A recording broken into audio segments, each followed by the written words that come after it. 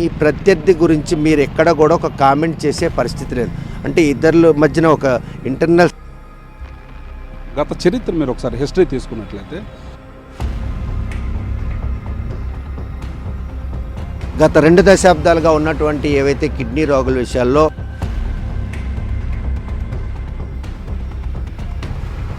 అయితే జగన్మోహన్ రెడ్డి ఈరోజు ఒక ఎన్నికల స్టంట్గా మాత్రమే ఈ కార్యక్రమాన్ని చేపట్టాడు అని చెప్పడానికి ఒకే ఒక ఉదాహరణ ఏంటి అని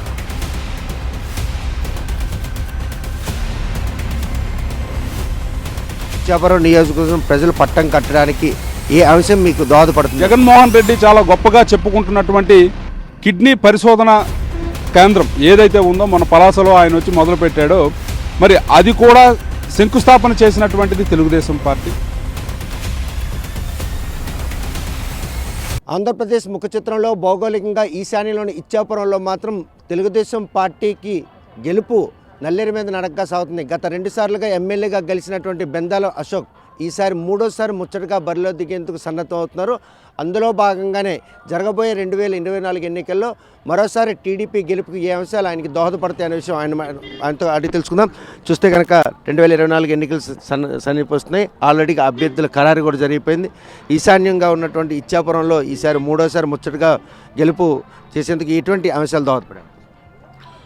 మీ అందరికీ తెలిసినట్టే 83లో తెలుగుదేశం పార్టీ స్థాపించిన రోజు నుంచి ఈ రోజు వరకు ఒక్కసారి మినహా అన్నిసార్లు కూడా తెలుగుదేశం పార్టీ గెలుచుకున్నటువంటి నియోజకవర్గం ఇది. మరి ఈ నియోజకవర్గంలో మీ అందరికీ తెలుసు గత 2 సార్లుగా నేను ఎమ్మెల్యే అభ్యర్థిగా ఉన్నాను. మరి అత్యంత దారుణమైనటువంటి వేవ్లో కూడా ఈరోజు తెలుగుదేశం పార్టీ గెలుచుకున్నటువంటి నియోజకవర్గం ఇది. మరి ఇటువంటి ఈ నియోజకవర్గంలో ఈ ప్రభుత్వం చేస్తున్నటువంటి దుర్మార్గాలు కానీ, ఈ ప్రభుత్వం అనుసరిస్తున్నటువంటి విధానాలు కానీ, ఈ ప్రభుత్వం చేస్తున్నటువంటి అత్యంత దారుణమైనటువంటి పరిస్థితులు ఒక రకమైతే, తెలుగుదేశం పార్టీ ఈ ఇచ్చాపురం నియోజకవర్గంలో గతంలో చేసినటువంటి అభివృద్ధి, ప్రజల పట్ల చూపించినటువంటి సంక్షేమం అన్నీ కూడా మాకు దోహదపడతాయి. ఖచ్చితంగా మళ్ళీ 2024లో కూడా ఖచ్చితంగా ఇక్కడ తెలుగుదేశం పార్టీ గెలుస్తుందని ప్రగాఢమైనటువంటి విశ్వాసాన్ని వ్యక్తం చేస్తున్నాం. గత ప్రభుత్వాల నిర్లక్ష్యం కారణంగానే గత 2 దశాబ్దాలుగా ఉన్నటువంటి ఏవైతే కిడ్నీ రోగుల విషయాల్లో ఎవరు కూడా చర్యలు చేపట్టకపోవడం, ఈరోజు అధికార పార్టీ పూర్తి స్థాయిలో ఇచ్చాపురం నియోజకవర్గంతో పాటు ఆ మహమ్మారిని తలిమేందుకు అవసరమైన కోట్లాది రూపాయలు వెచ్చించారు. అది వారికి దోహదపడుతుందని చెప్పేసి వారు భావిస్తుంది. మీరు ఏకీవిస్తారా? ఒకసారి మీరు చూసినట్లయితే అసలు యాక్చువల్గా కిడ్నీ డిసీజెస్ గురించి గత 15 సంవత్సరాలు 20 సంవత్సరాలుగా అనేక రకమైనటువంటి అధ్యయనాలు జరిగినప్పటికీ కూడా ఎవరు ఏ రకమైనటువంటి చర్యలు తీసుకోకపోయినటువంటి పరిస్థితుల్లో తెలుగుదేశం పార్టీ 2014లో అధికారంలోకి వచ్చిన తర్వాత మీరు చూసినట్లయితే పెన్షన్ విధానాన్ని ప్రవేశపెట్టింది తెలుగుదేశం పార్టీ.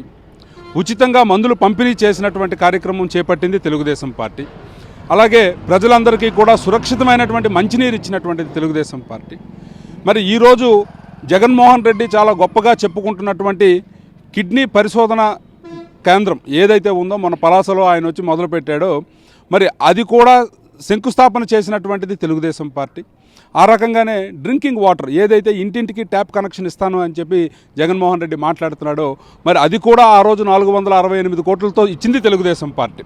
అయితే జగన్మోహన్ రెడ్డి ఈరోజు ఒక ఎన్నికల స్టంట్గా మాత్రమే ఈ కార్యక్రమాన్ని చేపట్టాడు అని చెప్పడానికి ఒకే ఒక ఉదాహరణ ఏంటి అని అంటే, ఇంటింటికి ట్యాప్ కనెక్షన్ ఇస్తానని చెప్పి కేంద్ర ప్రభుత్వం ఇచ్చినటువంటి జలజీవన్ మిషన్లో ఉన్నటువంటి నిధులను మాత్రమే వెచ్చించి కొన్ని బిల్డింగ్స్ కట్టి ఎక్కడ కూడా 70% ఆఫ్ ది విలేజెస్కి ఇంతవరకు ట్యాప్ కనెక్షన్ కూడా వేయకపోయినప్పుడు మరి జగన్మోహన్ రెడ్డి సీఎం హోదాలో ఇక్కడకు వచ్చి ఆ ప్రాంతాన్ని ఆ కార్యక్రమాన్ని ప్రారంభోత్సవం చేయడం ఎంతవరకు సబబు? ఇది ఎన్నికల స్టంట్ కాదా అని నేను అధికార పార్టీని అడుగుతున్నాను.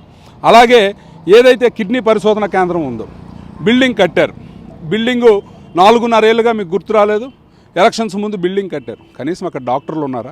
నెఫ్రాలజిస్టులు ఉన్నారా? సరైనటువంటి వైద్య పరీక్షలు జరుగుతున్నాయా? మరి పరిశోధనా కేంద్రం అని మీరు ఒక 200 బెడ్ హాస్పిటల్ మేము పెట్టామని గొప్పగా చెప్పుకుంటున్నటువంటి మీరు ఏ రకంగా ప్రజలకు సేవ చేయాలనుకుంటున్నారు? సో ఎన్నికల్లో స్టంట్ కొట్టినంత మాత్రాన ప్రజలు ఓట్లేస్తారనే పరిస్థితి అయితే లేదు. ఖచ్చితంగా వాళ్ళందరికీ తెలుసు గతంలో ఏం జరిగింది, ఏ రకమైనటువంటి విధానాలు తీసుకోవటం వల్ల కిడ్నీ డిసీజెస్ అనేవి తగ్గించడానికి ఆ రోజు తెలుగుదేశం పార్టీ ప్రయత్నం చేసింది. ఈరోజు మీరు చేస్తున్నటువంటి కార్యక్రమాల వల్ల ఎవరికి ఉపయోగం ఉందని ప్రజలు క్లియర్గా చూస్తున్నారు. సో తెలుగుదేశం పార్టీ కంచుకోటగా చెప్పుకునే ఇచ్చాపురం కాన్స్టిట్యున్సీలో మీ ప్రత్యర్థి కూడా ఒకసారి తెలుగుదేశం పార్టీని గెలిచిన ఆయనే. ఈరోజు అది ఆ ప్రత్యర్థి ఈరోజు జిల్లా పరిషత్ చైర్మన్గా కొత్త అభ్యర్థిని మీ మీద అయితే ధీటైనటువంటి పోటీ ఉంటుందని భావిస్తున్నారు, అది మీరు ఏకీపిస్తారా? ఈరోజు ప్రజాక్షేత్రంలో ఉన్నప్పుడు రాజకీయాల్లో ప్రతి ఒక్క పార్టీ కూడా అభ్యర్థులు నిలబెట్టడం అనేది సహజంగా జరుగుతుంది. అనేక రకమైనటువంటి ప్రత్యామ్నాయాలు వెతికారు, ఏది కూడా ఇక్కడ అవకాశం ఉండదు అని ఒక దీంతో మరి గతంలో నా మీద అంటే ఇక్కడ తెలుగుదేశం పార్టీ అభ్యర్థిగా నిల్చుని అప్పుడు గెలిచి వైఎస్ఆర్సీపీ పార్టీకి వెళ్ళి మళ్ళీ ఒకసారి వైఎస్ఆర్సీపీ పార్టీ నుంచి పోటీ చేసినటువంటి వ్యక్తి వాళ్ళ సతీమణికి ఈరోజు టికెట్ అనేది ఇవ్వడం జరిగింది.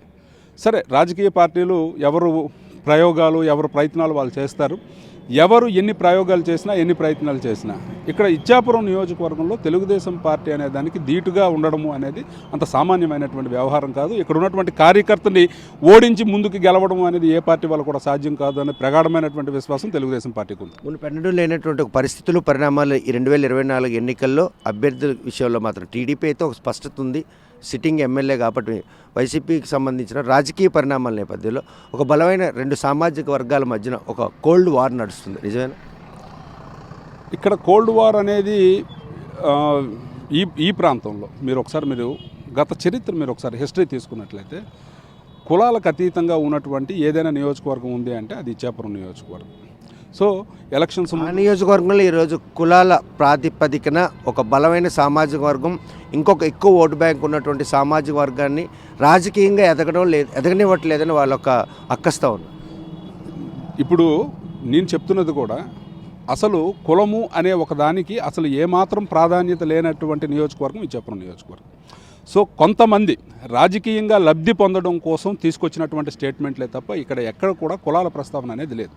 మీరు గత చరిత్ర మీరు తీసుకున్నట్లయితే ఎంవి కృష్ణారావు గారు ఆ రోజు 10 ఇల్లు కూడా లేనటువంటి ఒక కమ్మ సమాజానికి సంబంధించినటువంటి ఒక వ్యక్తి ఇక్కడికి వచ్చి 4 సార్లు ఎమ్మెల్యేగా ఎలా గెలవగలిగారు.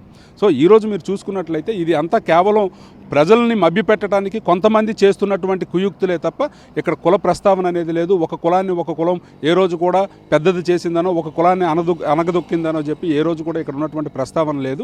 కొంతమంది ఈరోజు మీరు చూడండి అధికార పార్టీ కేవలం రాజకీయ లబ్ధి పొందడానికే జిల్లా పరిషత్ చైర్మన్లు ఇస్తున్నాము అని చెప్పి ప్రకటించారు. అది వాస్తవ రూపంలో సాధ్యమేనా? సాధ్యమైతే ఈరోజు మీరు ఎమ్మెల్యే అభ్యర్థిగా ప్రకటించినటువంటి వ్యక్తి ఎందుకు ఈరోజు రాజీనామా చేయలేదు? ఆ సామాజిక వర్గం సీక్వెన్స్లోనే ఈరోజు ఇక్కడ వైస్ ప్రెసిడెంట్గా ఉన్న జిల్లా పరిషత్ చైర్మన్కి ఆమెను ప్రతిపాదించారు. ఎవరండి? ఆ సామాజిక వర్గం సీక్వెన్సే ఏదైతే రెండు సామాజిక వర్గాల మధ్య జరుగుతున్న ఈ కోల్డ్ వార్ ఉందో ఆ కోల్డ్ వార్లో ఇప్పుడున్న అధికార పార్టీ క్యాలిక్యులేటెడ్ మోడ్లో ఎవరైతే పాత ఇన్ఛార్జిని కాదని జిల్లా పరిషత్ చైర్మన్ని ఈరోజు మీపై ప్రత్యర్థిగా దించడంతో పాటు జిల్లా పరిషత్ వైస్ చైర్మన్గా ఉన్న ఆవిడని తీసుకొచ్చి ఈరోజు చైర్మన్ సీట్లో అసలు ఆవిడ జిల్లా పరిషత్ వైస్ చైర్మన్గా ఉన్నారా? ఉపాధి నారాయణమ్మ అది ఖచ్చితంగా మీరు ఒకసారి చెక్ చేసుకోవాలి. Subjective correction. ఆవిడ కేవలం ఇచ్చాపురం జడ్పీటీసీయే తప్ప ఆవిడ వైస్ చైర్మన్ అయితే కాదు. రెండో అంశం ఏంటి అని అంటే ఇక్కడ కోల్డ్ వార్ కాదు, అధికార పార్టీ చేస్తున్నటువంటి కుయుక్తి. ఇది కోల్డ్ వార్ కాదు. అధికార పార్టీ సామాజిక వర్గ సమీకరణలు తీసుకుని వచ్చి ప్రతి కులాన్ని కూడా విడదీసి వాళ్ళ మధ్యన చిచ్చు పెట్టి లబ్ధి పొందాలి అని చేస్తున్నటువంటి ప్రయత్నంలో భాగమే తప్ప ఈరోజు ఎక్కడ అనేది కోల్డ్ వార్ ఎక్కడా లేదు. ఏ విధంగా మీకు లాభపడుతుంది? ఇందులో రాజకీయంగా ఎవరు ప్రయత్నం వాళ్ళు చేస్తారు. చేసినంత మాత్రాన వాళ్ళు చేసినటువంటి ప్రయత్నం గురించి ఆలోచించుకుంటూ కూర్చునేటువంటి తత్వం తెలుగుదేశం పార్టీ కార్యకర్తకి లేదు. ఇక్కడ మా కష్టం మాది, మేము ప్రజల దగ్గరికి వెళ్తాం, ప్రజల్ని మేము ఒప్పించగలిగే పరిస్థితి మాకు ఎప్పుడు కూడా ఉంది. ఖచ్చితంగా ఆ రూపంలో ముందుకు వెళ్ళి మళ్ళీ తెలుగుదేశం పార్టీ గెలుపు సొంతం చేసుకుంటాం. బెందాలం అశోక్కి ఇచ్చాపురం నియోజకవర్గం ప్రజలు పట్టం కట్టడానికి ఏ అంశం మీకు దోహదపడుతుందని ఈరోజు అవైలబిలిటీ ఎక్కడా లేని విధంగా ఈరోజు కార్యకర్తలతో అత్యంత దగ్గరగా సన్నిహితంగా ఉండగలిగినటువంటి పరిస్థితులు నాకు ఈ ఇచ్చాపురం నియోజకవర్గంలో ఉన్నాయి. అండ్ 2014 నుంచి 2019 వరకు ఈ నియోజకవర్గానికి చేసినటువంటి అభివృద్ధి ఏదైతే ఉందో ఆ అభివృద్ధి మళ్ళీ మేము ప్రజలకు చెప్పి ఈ 4.5 సంవత్సరాలు వాళ్ళు కోల్పోయింది చెప్పి మళ్ళీ ఖచ్చితంగా గెలవడానికి అన్ని అవకాశాలు తీసుకుంటాం. ఆంధ్ర ఒడిశా సరిహద్దు ఉన్నటువంటి ఈ ప్రాంతంలో ఒడిశాకు సంబంధించినటువంటి ఆంధ్ర భూభాగం సంబంధించి ఓటర్లు కూడా ఉంటారు. వాళ్ళలో కూడా పెద్దగా అవేర్నెస్ ఉండే పరిస్థితి ఉంది. ఈ నేపథ్యంలో ఈ 2024 ఎన్నికల్లో ఆ ఓటర్ల తాలూగా ఇంపాక్ట్ మీ మీద అంటే ఇక్కడ ఎప్పుడు కూడా మీరు చూడండి, ఎప్పుడు కూడా ఇంపాక్ట్ గురించి మనం మాట్లాడుకునేటప్పుడు ఇది ఆంధ్ర ఒరిస్సా బార్డర్ ఉన్నటువంటి నియోజకవర్గం. కానీ గత 83 నుంచి కూడా గెలుచుకొస్తున్నటువంటి నియోజకవర్గం కూడా ఇదే కదా. సో వాళ్ళ తాలూకా సహాయ సహకారాలు మాకు ఎప్పుడూ ఉన్నాయి, ఖచ్చితంగా ఈసారి కూడా ఉంటాయని నమ్ముతున్నాం. చూస్తే కనుక 2024 ఎన్నికలు సమీపిస్తున్న నేపథ్యంలో గత 4 ఏళ్ళ 9 నెలల్లో ఏ రోజు కూడా మీ ప్రత్యర్థి గురించి మీరు ఎక్కడ కూడా ఒక కామెంట్ చేసే పరిస్థితి లేదు.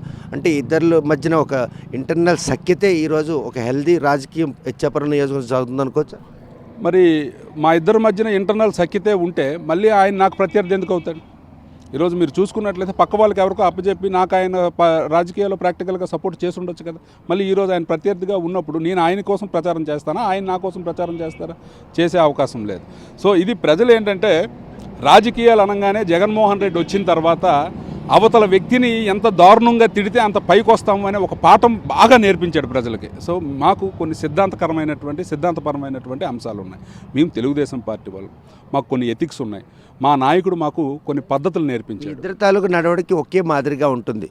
మీ ప్రత్యర్థి నైజం అయితేనే మీ నైజం ఇద్దరు, అందుకే పరస్పరంగా ఎవరు కూడాను వ్యక్తిగతంగా కానీ లేకపోతే పార్టీల పరంగా నియోజకవర్గంలో ఎటువంటి విమర్శలు చేసుకుని ఈరోజు విమర్శ చేస్తేనే మనం ప్రత్యర్థి మీద గెలిచినట్టు అనుకుంటే దాన్ని నమ్మటం అనేది జరగదు. ఎవరు ఏమనుకున్నా సరే ఆయన నా ప్రత్యర్థి, ఆయన వైసీపీ పార్టీకి సంబంధించినటువంటి వాడే, నేను తెలుగుదేశం పార్టీకి సంబంధించినటువంటి వ్యక్తినే. ఎట్టి పరిస్థితుల్లో మా ఇద్దరము పోటీ పడి మళ్ళీ తెలుగుదేశం పార్టీని గెలిపించుకున్నాం. ఖచ్చితంగా 2024లో మాత్రం ముచ్చటగా మూడోసారి తన గెలుపు మాత్రం జరుగుతుందని ఒక ఆశాభావం వ్యక్తం చేస్తున్నారు. ఈసారి మాత్రం ఈ సామాజిక వర్గాల సీక్వెన్స్లో జరిగినటువంటి ఈ అభ్యర్థుల ఎంపికలో మళ్ళీ తన పాత అభ్యర్థి ప్రత్యర్థి భార్య తనపై పోటీ దిగడం మాత్రం ముచ్చటగా మూడోసారి గెలిచి అసెంబ్లీలో అడుగు పెడతారని బెందాల అవసరం మాత్రం స్పష్టం చేస్తున్నారు. వీడియో జర్నలిస్ట్ రాంకిషన్తో సత్యం, RTV శ్రీకాకుళం. మరిన్ని వీడియోస్ కోసం ఛానల్ ని సబ్స్క్రైబ్ చేయండి, లేటెస్ట్ అప్డేట్స్ కోసం వాట్సాప్ ఛానల్ ని ఫాలో చేయండి అండ్ లింక్ డిస్క్రిప్షన్ లో ఉంది.